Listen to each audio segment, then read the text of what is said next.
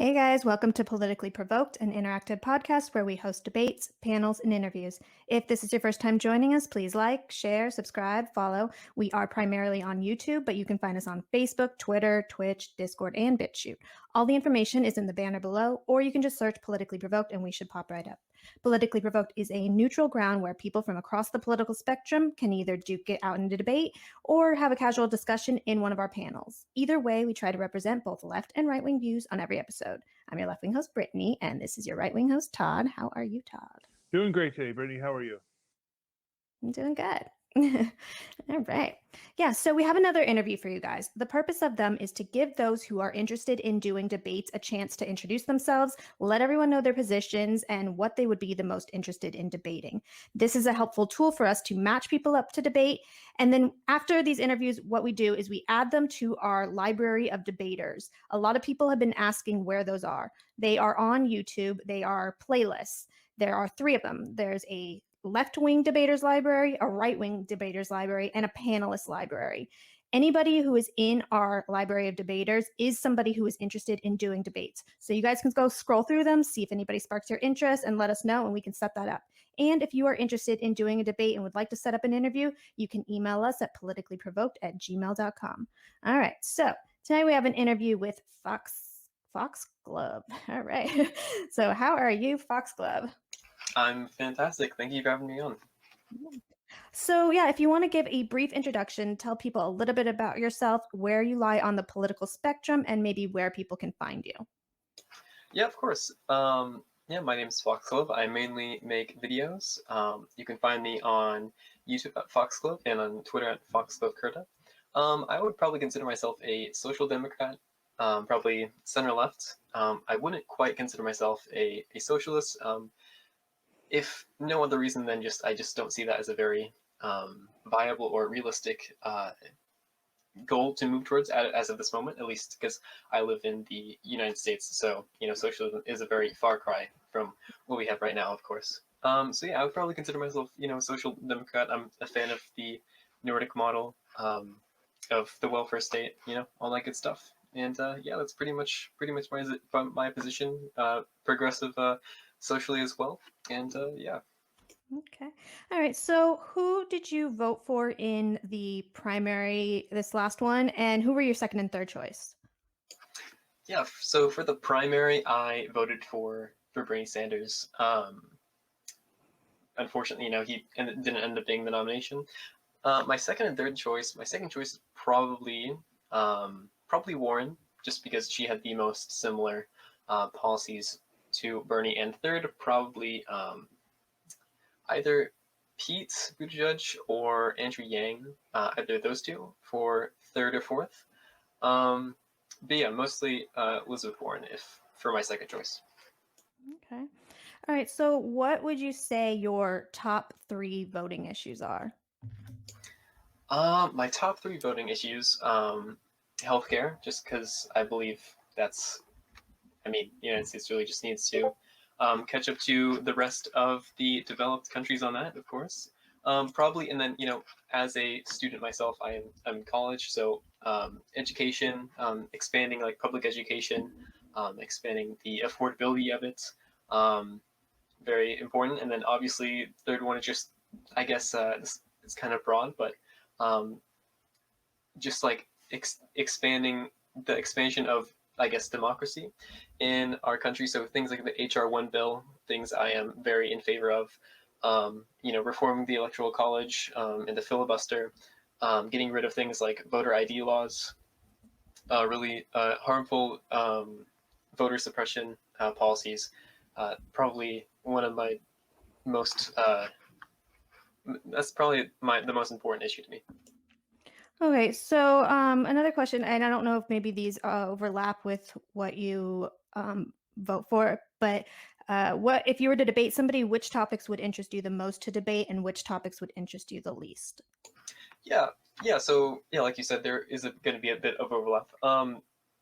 The things that I'm most interested probably would be again the things like the voter ID laws, because it is I'd say that it's a pretty unconventional or unintuitive position, why there shouldn't be voter laws, because many people just like intuitively think like, yeah, there should be like some sort of like boundary that someone has to cross, or like obstacle. But I just think it's a really interesting issue to discuss, and how the reality goes against like what a lot of we like just intuitively think about um, voting laws.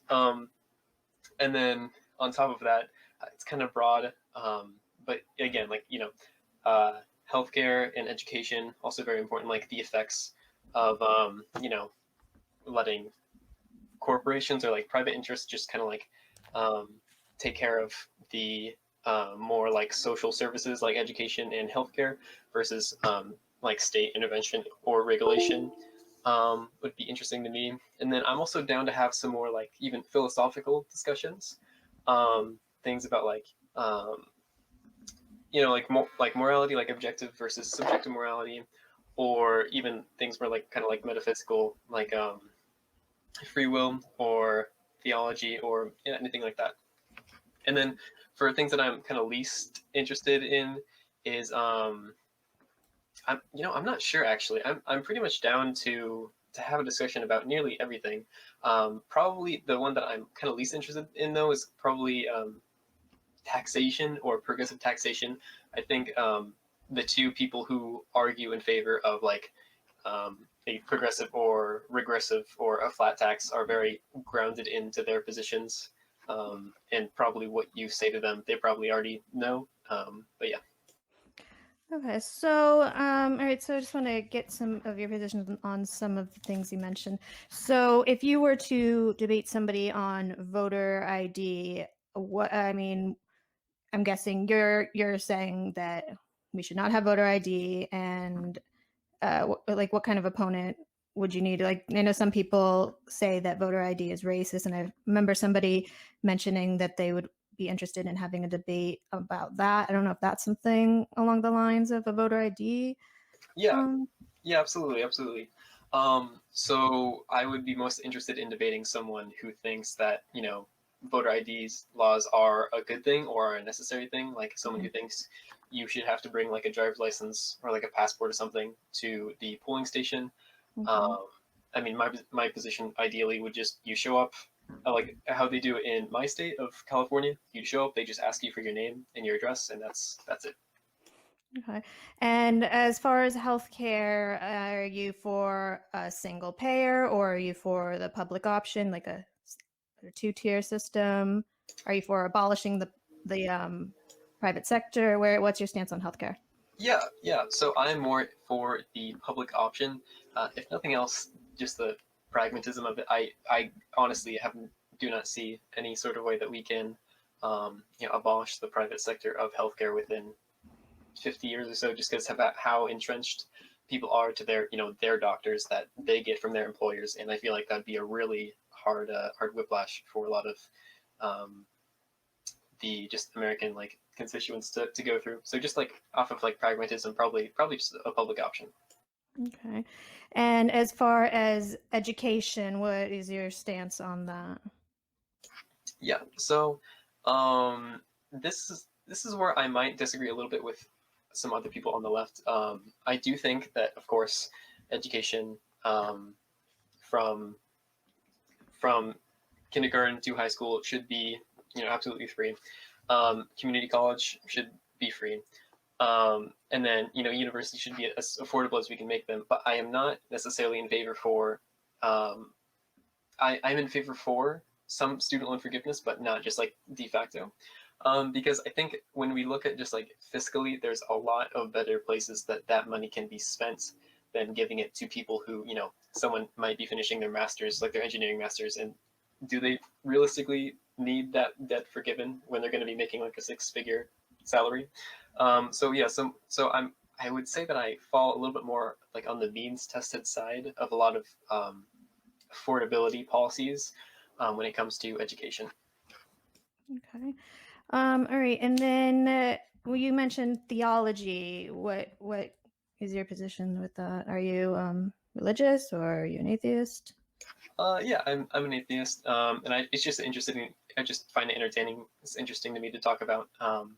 religion or just like the presuppositions behind it. And yeah, just talking about yeah, just like morality and free will and just yeah, all that kind of like kind of lame uh, morality stuff. Okay. All right. So, all right. So now I'm just go through some of our questions. All right. So where do you get your news from? Uh, I like my news. Politico is a good source I've found.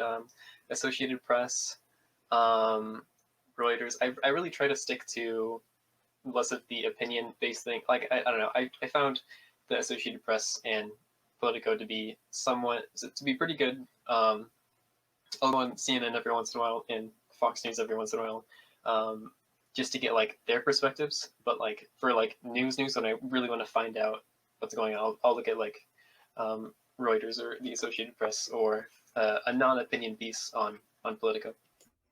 Okay. And if you could pick one politician or public figure, it could be somebody online or, you know, in Hollywood or even who has the closest beliefs to yours, who would that be? Um, do you mean just like someone else like online? You think? Yeah, Um, just anybody. Like, I mean, it could be somebody famous, could just be somebody on YouTube, anybody, or it gotcha. can be a politician, anybody. Gotcha. I would probably say, um, probably Destiny would be pretty closely aligned, or I would be pretty closely aligned to most of his beliefs, or people like not the infidel or socialism done left, but they're a little bit further to the left of me. But yeah. Okay. All right. So let me see here. So what has been your experience with social media, and do you think it's had a more positive effect on the world or negative? I think there's really conflicting like issues when you look at social media. I think it can be used in a very healthy way, but um, obviously there's going to be really negative effects if it's left unchecked. So I think social media as a whole has unfortunately played into a lot of the problem of misinformation across the world, and just kind of like the growing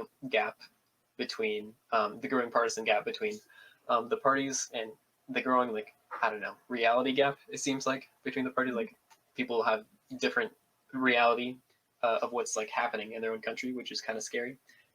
So in that regard, it is pretty scary, but it's also pretty amazing how people are able to stay connected. Yeah. All right. So do you think it is ever appropriate to dox somebody? And if so, what line should be crossed that warrants it? I honestly, I no, I don't think really any sort of doxing could be justified if someone is going to commit like a violent crime. Um, don't don't put that on the internet. Just like if you know where they live, contact their police station, give them the information. There's no reason to. I don't really see any sort of justification for doxing. Okay. All right. So I want to go through some social issues. All right. So do you with the whole, baking the cake, where did you stand on that for Um, LGBTQ?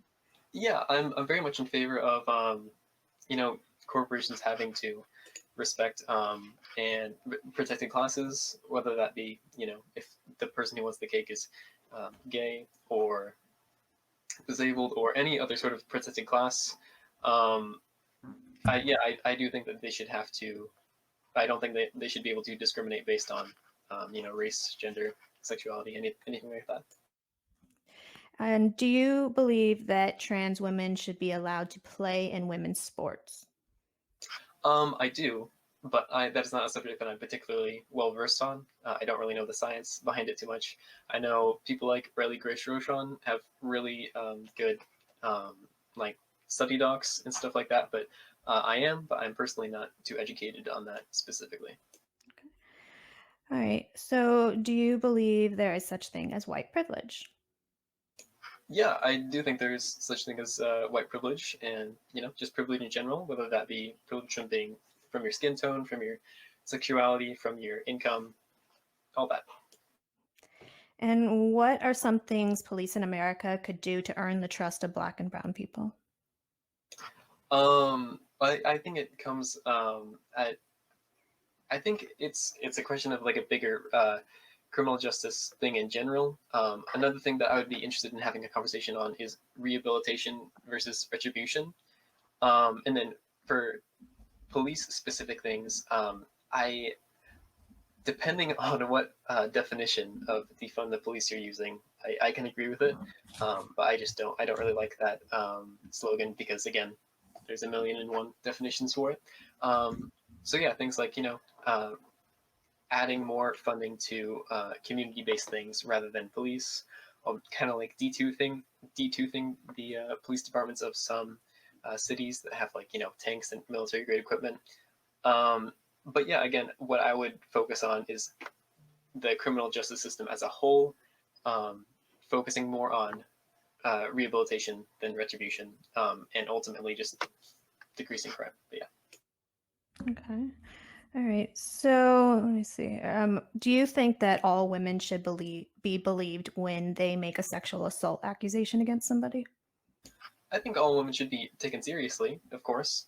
Um, Now, just unequivocally believed, of course not. That's not how our criminal justice system works. Being believed and being taken seriously, I think are two distinctions. But no, I don't think people are guilty and proven innocent when when it comes to really any case. And what is something that the Republican Party could do to win you over? Um, oh man, they could have like another party switch like they did in the 80s. I don't know. Other than that, I feel like I'm pretty solidly in the Democrat side of the aisle. But yeah, Okay. All right. So I'm going to do a quick lightning round, then I'm going to hand it to Todd. Okay. all right, So, healthcare, privilege or right? right, Climate change, man-made or hoax? man-made. Electoral college, keep or abolish? Ideally abolish, realistically reform. Defund the police, support or oppose? Depending on the definition, yes. $15 minimum wage, support or oppose? Critically support. Tax the rich more or less? More. Legalize all drugs, support or oppose? Decriminalize.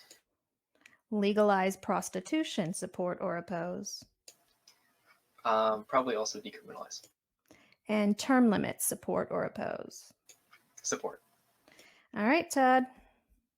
All right, I got it from here. Thank you very much. All right, 5 quick questions.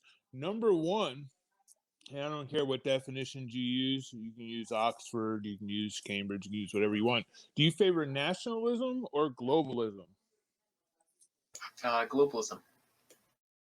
Okay, number 2, is hate speech protected speech, and what is your position? Should it be? Just expand on that. No, I do not believe that. Obviously, we have to be careful with definitions when it comes to hate speech, and really, that's all what it's about. Like, what do we mean when we're talking about hate speech? But if we can agree on what hate speech is, then no, it should not be a protected thing, like threatening to kill someone or threatening to assault someone or whatever that is. That's also kind of plays into why I don't think doxing is ever justified.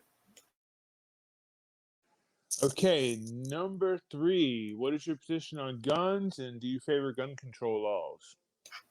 I favor making it harder for people to get guns. I'm not really too big of a fan of blanket gun bans on different on like assault weapons.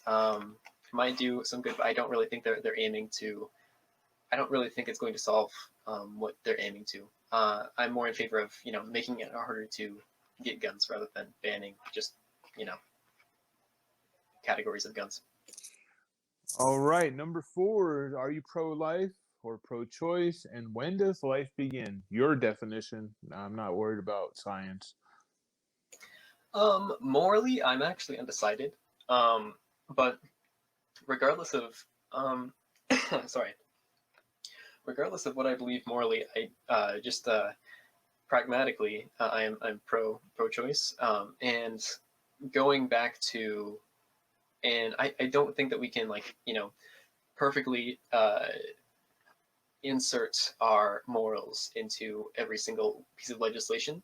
So the question of when life begins is kind of a little bit irrelevant, in my opinion, to a policy position on it. I just don't think that the state has the right to force a woman to stay pregnant. Okay, and number 5, what is your position on immigration, amnesty, and everything going on at the southern border right now? Obviously, the crisis that's going on in the southern border right now is horrendous, and it should be, combated.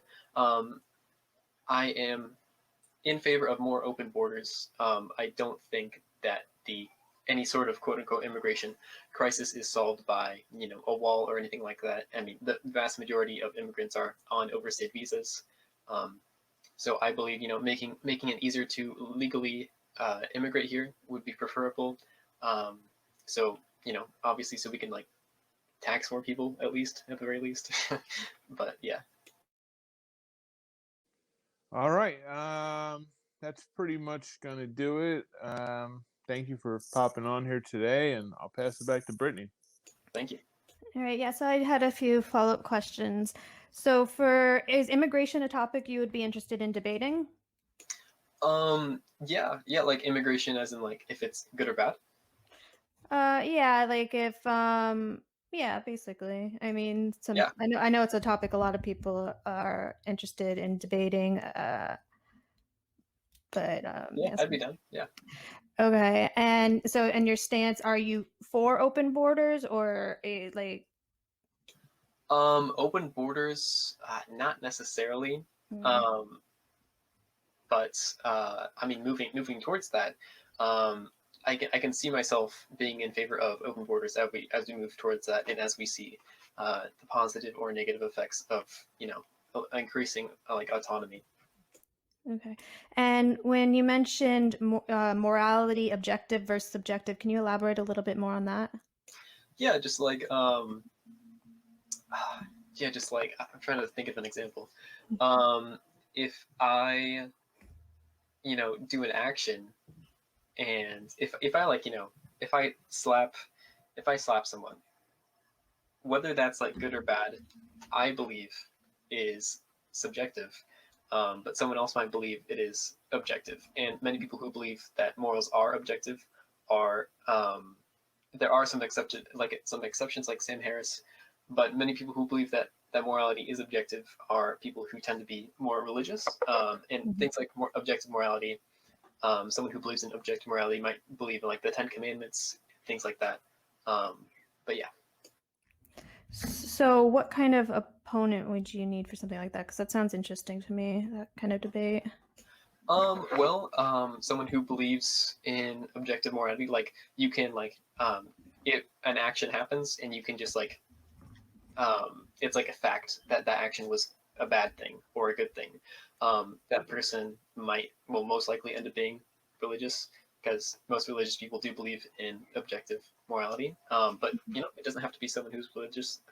There are plenty of religious people who believe in some sort of objective morality. So you believe morality is subjective, right? That what Yeah, you're saying? yeah, I do. Okay.